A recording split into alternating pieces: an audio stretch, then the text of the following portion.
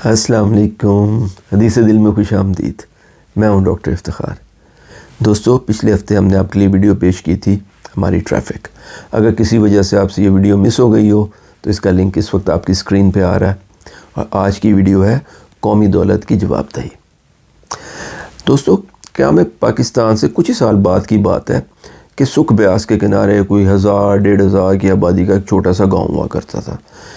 اس میں ایک مراسی لوگوں کی خوشیوں کے موقع پہ جگتے اور ٹپے سنا کر اپنی روزی کٹھی کیا کرتا تھا۔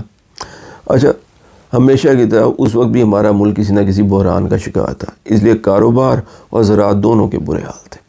ایسے وقت میں خوشی کی بھلا کس کو سوچتی، اس لیے مراسی کا کام بھی کافی ٹھنڈا جا رہا تھا۔ لیکن مراسی پھر مراسی تھا۔ اس نے ان حالات میں بھی لوہار کو اپنی چکنی چوپڑی باتوں میں پھنسا کر اسے ایک اٹھنی ادھار لے لی، اس شرط پہ کہ ہفتے سے پہلے واپس کر دے گا۔ اس زمانے میں اٹھنی مزدور کی روز کی دیہڑی کے برابر ہوا کرتی تھی۔ اچھا، اس کے بعد لوہار جب بھی اسے اپنے قرض کی واپسی کا مطالبہ کرتا، مراسی کل کا وعدہ کر کے اس کو ٹرخا دیتا، بلکہ اکثر اوقات تو لوہار کو دیکھ کر ادھر ادھر کہیں غائب ہو جاتا۔ 6 مہینے گزر گئے۔ ایک دن کیا ہوا، لوہار اچانک مر گیا۔ مراسی دل میں بڑا خوش ہوا کہ چلو لوہار کے روز کے ادھار کے تقاضے سے تو جان چھوٹی۔ لیکن مراسی کی یہ خوشی زیادہ دن نہ چل سکی۔ ہفتے بعد ہی مراسی کو تاپ چڑھا اور وہ بھی لوہار کے پیچھے رخصت ہو گیا۔ چھوٹے سے گاؤں میں جب ایک ہفتے بعد ہی دوسرا جنازہ اٹھا تو وہاں تو ایک خوف سا پھیل گیا۔ اوپر سے جب مراسی کی لاش کو قبر میں اتار کے اوپر مٹی ڈالنے لگے تو ایک عجیب سا واقعہ ہو گیا، اور وہ یہ کہ مراسی نے کفن کے اندر ہل جل شروع کر دی۔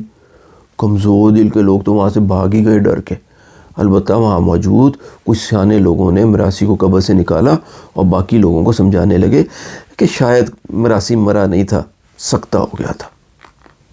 ادھر مراسی نے کفن کھول کر سب کے سامنے دعائیاں ڈالنی شروع کر دی کہ اللہ کے واسطے اپنے بچوں کے صدقے کوئی اس کو ایک اٹھنی دے دے، کیونکہ قبر میں اترتے ہی قرض کی اٹھنی کا حساب شروع ہو گیا تھا، اور لوہار اپنی اٹھنی کے علاوہ کسی اور بات پہ راضی ہونے کو تیار نہیں تھا۔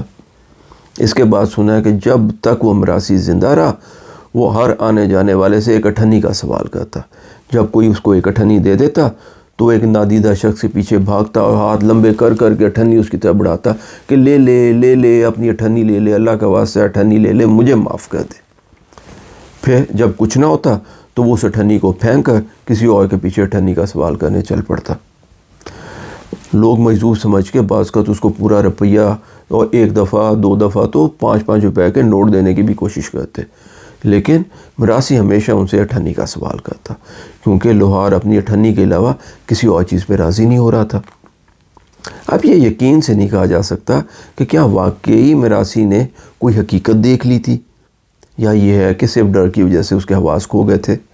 لیکن دوستو، یہ بات یقینی ہے کہ جب تک حقوق العباد کا حساب مکمل نہیں ہوگا، اللہ تعالیٰ بھی انسانوں کو معاف نہیں کریں گے۔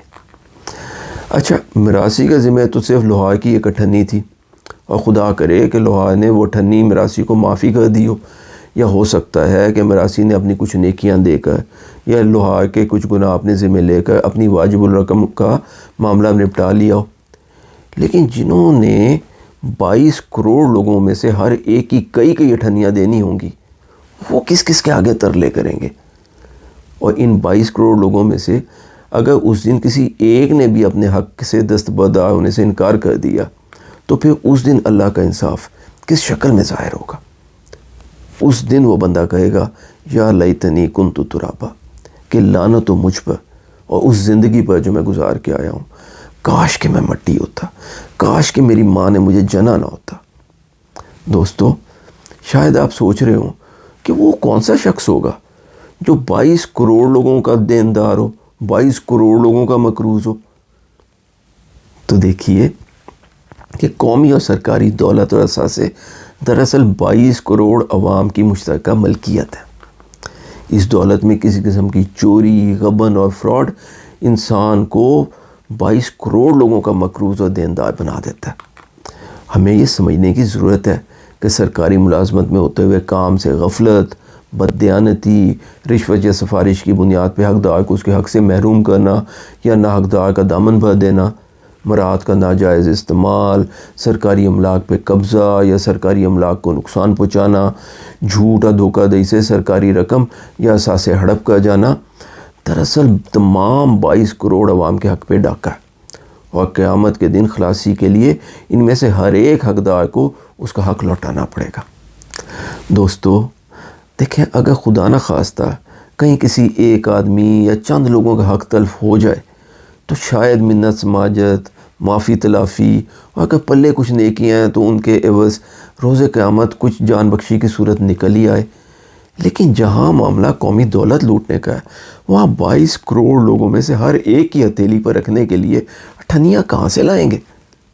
رب تعالیٰ ہمیں سورۃ عادیات میں یاد دہانی کراتے ہیں کہ افلا یعلم اذا بعثر ما فی القبور، کیا انسان کو علم نہیں ہے کہ وہ وقت آنے والا ہے جہاں قبریں پھاڑ کے ان میں لیٹے ہوئے مردوں کو کھڑا کر دیا جائے گا، وحصل ما فی الصدور، اور پھر ان کے دلوں میں چھپے ہوئے جو بھید ہیں ان کو بھی نکال کے ظاہر کر دیا جائے گا۔ ان ربہم بہم یومئذ لخبیر، اور اس دن ان کا رب ان کی پوری پوری خبر لے گا۔ دوستو لوگ قومی دولت اور سرکاری خزانے کو مال مفت سمجھ کے بے رحمی سے لوٹتے ہیں اور بے دردی سے لٹاتے ہیں، حالانکہ ان گنت وارث ہونے کی وجہ سے اس دولت کی جواب دہی دراصل سب سے زیادہ مشکل ہے، اور زندگی کا کیا بھروسہ کب جواب دہی کا وقت آ جائے۔ وہ جو احسان دانی صاحب فرما گئے نا کہ چوکٹے قبر کے خالی ہیں انہیں مت بھولو، جانے کب کون سی تصویر لگا دی جائے۔ اس لیے آئیے اللہ سے دعا کریں اور خود بھی بھرپور کوشش کریں کہ کوئی ایسی صورتحال پیدا نہ ہو کہ قومی دولت کی جواب دہی سب کچھ برباد کر دے۔ اگر سمجھیں تو حقوق العباد میں اس کی ادائیگی سب سے زیادہ مشکل ہے۔ تو دوستو اگر آپ کو ہماری آج کی یہ ویڈیو پسند آئی ہو تو اسے لائک کیجئے، اس چینل کو سبسکرائب کر لیجئے، اور ہاں بیل آئیکن دبانا نہ بھولیے گا۔ اپنا اور اپنے آس پاس تمام لوگوں کا ایمانداری کے ساتھ بہت زیادہ خیال رکھیے۔ اللہ ہم سب کا حامی و ناصر ہو۔ السلام علیکم ورحمۃ اللہ وبرکاتہ۔